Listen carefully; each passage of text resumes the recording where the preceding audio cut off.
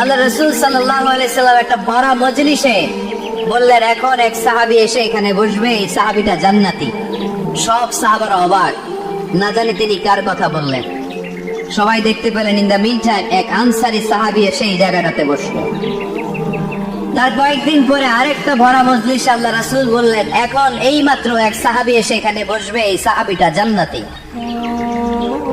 ঠিক ওই দিনও ওই আনসারী সাহাবীটা এসে ওইখানে বসেছে। আবার কয়েকদিন পরে আল্লাহ রাসূল সাল্লাল্লাহু আলাইহি ওয়াসাল্লাম বললেন, এই মুহূর্তে এই মজলিসে এমন এক সাহাবী ঢুকবে, এই সাহাবীটা জান্নাতি। সবাই তাই করে দেখলো, ওই যে আনসারী সাহাবীর কথা রাসূল সাল্লাল্লাহু আলাইহি ওয়াসাল্লাম আগে বলেছিলেন, ওই সাহাবী এসে তামিটা ওই জায়গায় বসেছে। চিল্লায় পড়েন সুবহানাল্লাহ।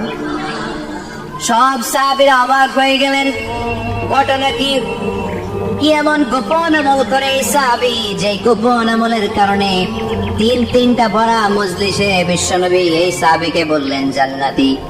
সাইয়েদনা আব্দুল্লাহ ইবনে আমর ইবনে আস গোপন তথ্য বের করার জন্য এই সাহাবীর বাড়িতে চলে যেয়ে সাহাবীকে সালাম দিয়ে বললেন, ও আনসারী সাহাবী, আমার বাবার সাথে আমার ঝগড়া হয়েছে, আমি 3 দিনের জন্য তোমার বাড়িতে মেহমান হতে চাই।